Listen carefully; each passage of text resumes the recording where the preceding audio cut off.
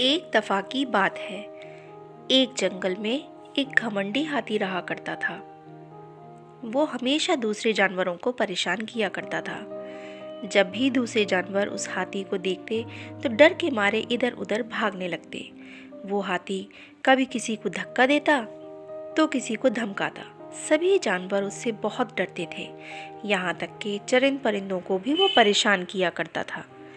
परिंदे जब पेड़ की शाखों पर बैठते तो वो अपनी सूंड से उस पेड़ को हिलाकर गिराने की कोशिश करता। उसकी इन हरकतों की वजह से उसका कोई भी दोस्त नहीं था, मगर उसे इस बात की कोई फिक्र नहीं थी। एक दफ़ा वो घमंडी हाथी पानी पीने तालाब पर गया तो उसने देखा कि बहुत सारी चींटियां एक खास जगह पर जमा हैं। हाथी के पूछने पर कि तुम लोग क्या कर रही हो, चींटियों ने काम करते करते बताया कि हम अपने खाने को जमा कर रहे हैं।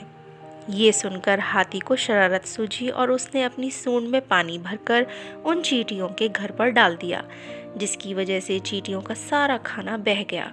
अपने खाने को बहते देख वो रोने लगी, मगर उन चींटियों में से एक ने कहा, तुम लोग रो मत, अगर हम एक हो जाएं तो आज इस हाथी को सबक सिखा सकते हैं। ये कहकर उन लोगों ने सलाह की और धीरे धीरे उस हाथी के पैर से होती हुई उसके ऊपर चढ़ गईं। कुछ चींटियां हाथी के कान में घुस गईं तो कुछ उसकी सूंड में, और फिर उस हाथी को काटना शुरू किया। दर्द से हाथी चिल्लाने लगा, अरे ये क्या कर रहे हो तुम लोग, मुझे जानती नहीं, निकलो बाहर। मगर चींटियां उसको काटती नहीं।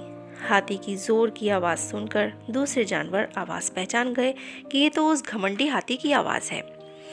जब हाथी जोर जोर से रोने लगा, मुझे छोड़ दो, मुझे छोड़ दो, तब जंगल के सभी जानवर इकट्ठा हो गए और हाथी को रोता देख सब हंसने लगे। हाथी बोला, मुझे छोड़ दो, मैं वादा करता हूँ कि मैं अब कभी किसी को परेशान नहीं करूँगा। तो चींटियाँ उसके कान और सूंड से निकलकर बाहर आ गईं। उसके बाद उस हाथी ने कभी किसी को परेशान नहीं किया और वहाँ से चला गया।